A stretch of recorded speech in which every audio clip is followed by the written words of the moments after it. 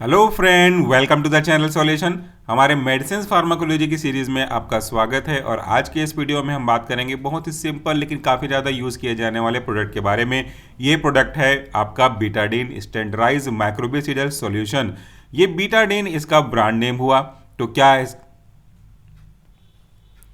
Hello friend, welcome to the channel solution. हमारे pharmacology hello friend, welcome to the channel solution. हमारे medicine pharmacology की series में आज हम बात करने वाले हैं बहुत सिंपल लेकिन सबके घर में लगभग पाए जाने वाले एक ऐसे ड्रग का जिसका यूज़ हम इन्फेक्शन को कम करने के लिए सरफेस पे करते हैं। आज का हमारा ड्रग का ब्रांड नेम है बीटाडीन। और ये बीटाडीन के अलग अलग टाइप आते हैं। ये बीटाडीन का स्टैंडर्डाइज माइक्रोबिसिडल सॉल्यूशन है जिसका कंसंट्रेशन 10% है। इससे मिलते जुलते ओरल गार्गल आते हैं जिसका यूज़ आपको ओरल रूप में करना है, बट ये वाला जो देख रहे हैं वो टॉपिकल पे है। ओरल का कंसंट्रेशन अलग होगा। और इसी का कंसंट्रेशन वाइज देखेंगे तो एक ऑइंटमेंट भी आता है जिसे हम आराम से उस पर्टिकुलर पार्ट पे लगा सकते हैं। तो फॉर्म अलग है बट जिसका एक्टिव कॉन्स्टिट्यूएंट है पोविडोन आयोडीन वो बिल्कुल सेम है। तो बीटाडीन तो हो गया इसका ब्रांड नेम। इसके अंतर्गत कौन एक्टिव कॉन्स्टिट्यूएंट है? इसके अंदर का एक्टिव कॉन्स्टिट्यूएंट है आपका पोविडोन आयोडीन। दोनों को मिलाकर के सोल्यूशन बनाया गया है जो कि इंडियन फार्माकोपिया के गाइडलाइन को पूरी तरह से फॉलो करता है। इसका जो कंसंट्रेशन है वह है 10% weight by volume. Weight by volume भी जानना आपके लिए जरूरी है।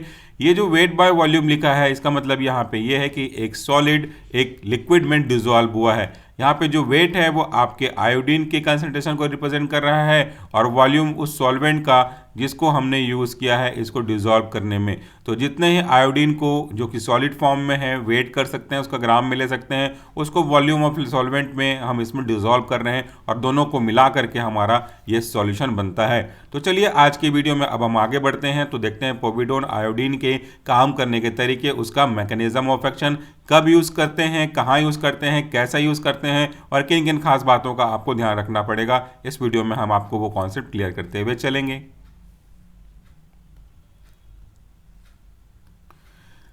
सबसे पहले अगर यहाँ पे आप देख रहे हैं तो आपको लिखा हुआ नजर आ रहा है माइक्रोबिसिडल। तो माइक्रोबिसिडल का क्या मतलब होता है? माइक्रोबिसिडल में माइक्रो का मतलब होता है माइक्रो ऑर्गेनिज्म, जिसको हम खुली आंखों से सूक्ष्म जीवों को नहीं देख पाते हैं। इनको देखने के लिए हमको माइक्रो ऑर्गेनिज्म को देखने के लिए हमको माइक्रोस्कोप की आवश्यकता पड़ेगी। तो ये रहा हमारा माइक्रो ऑर्गेनिज्म। अगर कोई एजेंट इस माइक्रो ऑर्गेनिज्म को जा करके पूरी तरह से डिस्ट्रॉय कर दे, पूरी तरह से किल कर दे, जिससे माइक्रोनिज्म का कोई भी पार्ट नहीं बचे, तो इस एजेंट को हम जिसने माइक्रोनिज्म को किल किया इसे हम कहते हैं माइक्रोबिसिडल। तो अब यहाँ पे बैक्टीरिया के रेस्पेक्ट में होगा तो बैक्टीरिया, अदरवाइज वो जिसके रेस्पेक्ट में होगा उसी के रेस्पेक्ट में कहलाएगा। फंगस के रेस्पेक्ट में काम करेगा तो वो फंगिसिडल कहलाएगा।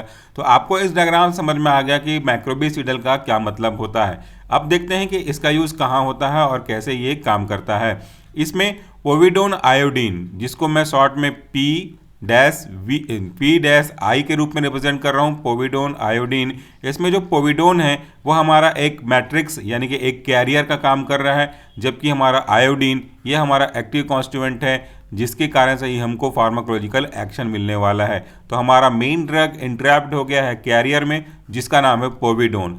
तो कंसिडर करते हैं हम किसी व्यक्ति को, चाहे वो आप हो, मैं हूं या कोई और हो, उसके बॉडी के पर्टिकुलर पार्ट में, उसके हाथ में मान लेते हैं कोई इन्फेक्शन हो गया है और इस इन्फेक्शन को दूर करने के लिए वो व्यक्ति पोविडोन आयोडीन यानी कि बीटाडीन को अप्लाई कर रहा है। तो ये बीटाडीन कैसे उसके हाथ में जाकर के अपना एक्शन दिखाएगा, कैसे उसको ठीक करेगा, वो समझ लेते हैं। लेकिन सबसे पहले हम कॉमन फैक्टर को समझते हैं। इसके हाथ में कोई ना कोई माइक्रो ऑर्गेनिज्म होगा। तो मैं माइक्रो ऑर्गेनिज्म को कुछ इस तरीके से दिखा रहा हूँ। ये माइक्रो ऑर्गेनिज्म का बाहरी लेयर हो गया और ये माइक्रो ऑर्गेनिज्म का एक इंटरनल स्ट्रक्चर हो गया और यहाँ पर माइक्रो ऑर्गेनिज्म के कुछ जेनेटिक मटेरियल या दूसरे बेसिक कंपोनेंट हो गए। ये उसके ट्राइकस वगैरह हैं यानी कि उसके फ्लैजिला वगैरह हैं। तो यहाँ पे देखिए ये सबसे पहले उसका सेल वॉल है। सेल वॉल का क्या मतलब होता है? आप अगर नाम को देख रहे होंगे तो आपको उसका काम समझ में आ रहा होगा।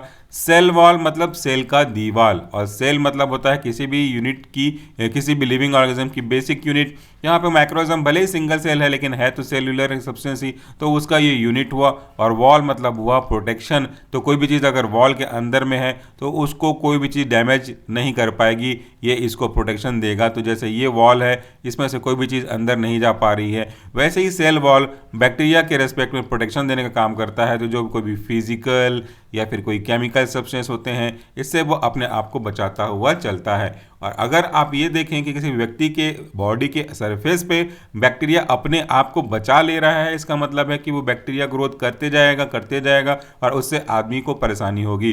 बैक्टीरिया का जो डिवीज़न है वो बाइनरी मैनर में होता है, मतलब अगर आप देखें कि स्टार्टिंग में ये एक है तो आगे जाकर के डिवाइड होकर के दो बनाता है, फिर उनमें से एक एक सिंगल पार्ट आगे जाकर के डबल यानी कि डुप्लीकेट में बदलते जाता है।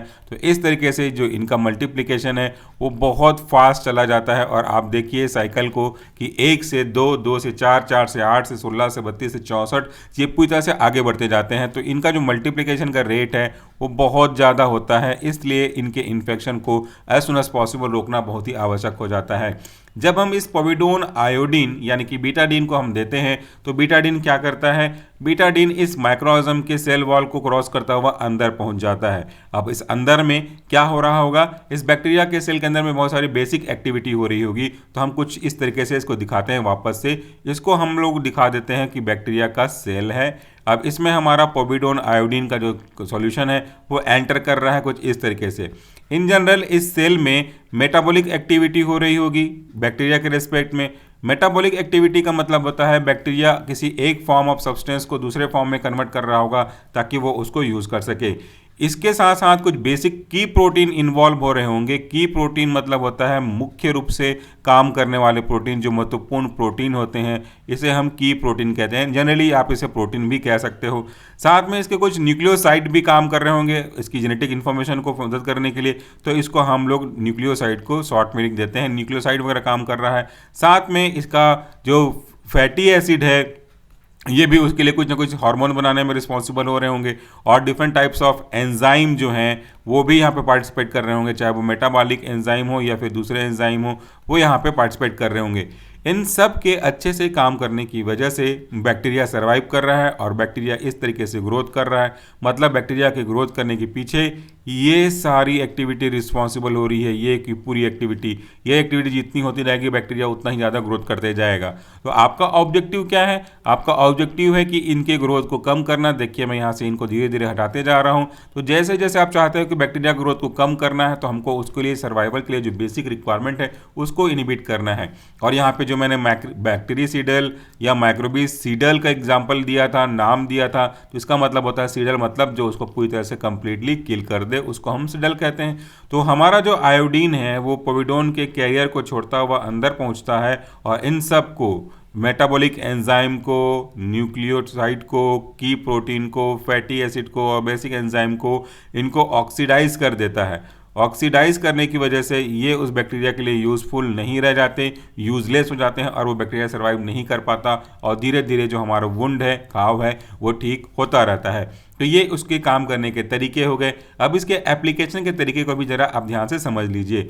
मान लेते हैं कि ये किसी व्यक्ति की बॉडी सरफेस है और इस सरफेस पे ये वुंड हुआ है और वुंड में डेफिनेटली पस के सेल भी होंगे। तो यहाँ पे हम इसको लिख देते हैं पस सेल यहाँ पे प्रेजेंट है। अगर इनिशियल लेवल पे है तो यहाँ पे हो सकता है कि वुंड में कुछ वेस्ट मटेरियल के रूप में डस्ट पार्टिकल भी चिपके हुए हों और कुछ ब्लीडिंग भी हो रही हो।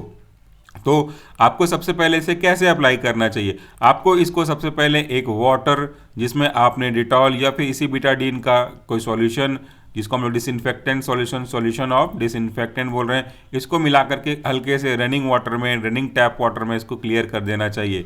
इसके बाद आप जब यहाँ पे पस, एक्सक्रीड्यूट, वॉइस मटेरियल, ब्लड ये साफ हो जाएं तो एक कॉटन में इस पोविडोन आयोडीन को सोक करके इसके ऊपर अप्लाई कर देना चाहिए और समय समय पर ज़रूरत के हिसाब से दिन में 2-3 बार इसको बदलते रहना चाहिए।